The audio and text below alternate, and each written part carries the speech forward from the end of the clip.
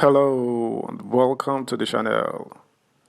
A shocking revelation of how President Bola Ahmed Tinubu connived with the Director General of the Department of State Services, DSS, to bring in hackers from Cape Verde to access the WhatsApp messages of his opponents prior to the February 25th general election. Recall that weeks after the election, presidential candidate of the Labour Party, Peter Obi, had a phone conversation he had with the Living Faith Worldwide Bishop David Oyedepo, Lect, in which he was soliciting for votes from the man of God. Nigeria's number one citizen has now been indicted for being responsible for that.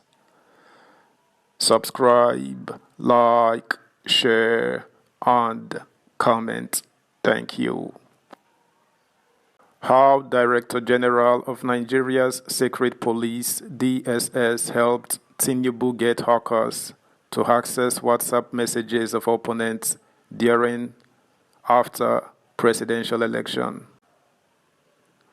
Yusuf Bichi, the Director General of Nigeria's Secret Police Department of State Services, brought hackers to help Bola Tinubu hack WhatsApp to access the messages of his opponents during the 2023 presidential election and afterwards, Sahara reporters can report. Security sources told Sahara reporters that the experts were brought in from Cape Verde by the DSS boss. President Tinubu was the candidate of the ruling All Progressives Congress APC in the 2023 presidential election, and his victory is being challenged at the Presidential Election Petition Tribunal by the People's Democratic Party and the Labour Party alongside their candidates Atiku Abubakar and Peter Obi respectively. The DG of DSS brought hackers from Cape Verde to help Tinubu break into WhatsApp messages of his opponents during the elections and afterwards, one of the sources said. In June, President Tinubu approved the immediate retirement of all service chiefs and the Inspector General of Police, advisors and Comptroller General of Customs from service with immediate effect and announced their replacement. Tinubu also indefinitely suspended the chairman of the Economic and Financial Crimes Commission, EFCC, Abdulrasheed Bawar, from office. But guess who was spared from being axed? Yusuf Bichi. That is the reason why Tinubu retained Bichi after firing all the heads of security agencies, one of the sources said. The Director of Information in the Office of the Secretary to the Government of the Federation, Willie Bassi, in a statement, disclosed that the suspension would allow investigations into weighty allegations of abuse of office against the suspended chairman of the anti-corruption body. President Tinubu has approved the indefinite suspension from office of Abdulrasheed Bawar, CON, as the chairman, Economic and Financial Crimes Commission, to allow for proper investigation into his conduct while in office. This follows weighty allegations of abuse of office leveled against him.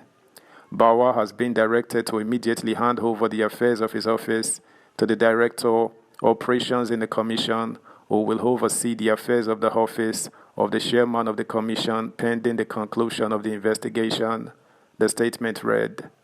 Bawar was appointed by then-President Muhammadu Buhari in February 2021 as the EFCC chairman, following the removal of Ibrahim Magu, his predecessor, over allegations of corruption.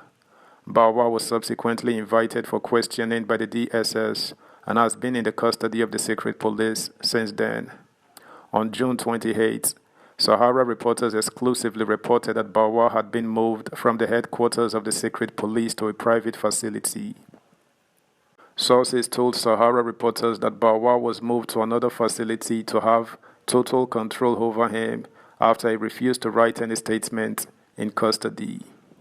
Sahara reporters also exclusively reported on Wednesday, June 21, 2023, that Bawar had refused to write statement at the Secret Police facility. It was learned that Bawar told investigators that the DSS had no right to detain him without charges, hence his refusal to write any statement in custody. They've taken Bawar from DSS headquarters to one of their private facilities to have total control over him after he refused to write statements requested from him, a top security source had said. Bawa has been in detention along with Godwin Emefiele, the suspended governor of the Central Bank of Nigeria, since their suspension from their respective offices by President Tinubu's administration over corruption allegations and abuse of office. Sahara reporters had exclusively reported that Emefiele named Bawa as an accomplice in the Naira redesign scam that rocked the country some months ago. Bawa's invitation and grilling by the DSS came days after Emefiele was arrested and flown from Lagos to Abuja to also face interrogations over alleged corruption and abuse of office. Subscribe, like, share, comment, and please turn the notification bell on. Thank you. On November 23, 2022, then President Buhari alongside Emefiele unveiled new Naira notes in denominations of 200 Naira, 500 Naira and 1,000 Naira. Emefiele insisted that the old notes would cease to be legal tender from January 31, 2023. Addressing journalists after the event, Emefiele insisted that the move was not targeted at anyone, as there were speculations that the move was pushed by the cabal in the presidency and targeted at preventing Tinubu, then presidential candidate of the ruling APC, from winning the February 25, 2023 election. The policy cost Nigerians untold hardship due to the scarcity of Naira notes, with the CBN unable to meet the demand for new notes. The policy led to a cash crisis and long queues at banks and ATMs. To make matters worse, Emefiele refused to heed a Supreme Court ruling which made the old notes legal tender until December 31st, before former President Buhari distanced himself from the disobedience to the court order. According to the Independent National Electoral Commission (INEC), Tinubu defeated 17 other candidates who took part in the election with 8,794,726 votes. The electoral body said Atiku of the PDP came second in the election with 6,984,520 votes, and that Peter Obi of the Labour Party came third with a total of 6,101,533 votes. Rabiu Kwankwaso of the New Nigeria People's Party came fourth with 1,496,687 votes. That's the news, guys. Thanks for listening. Until next time, bye.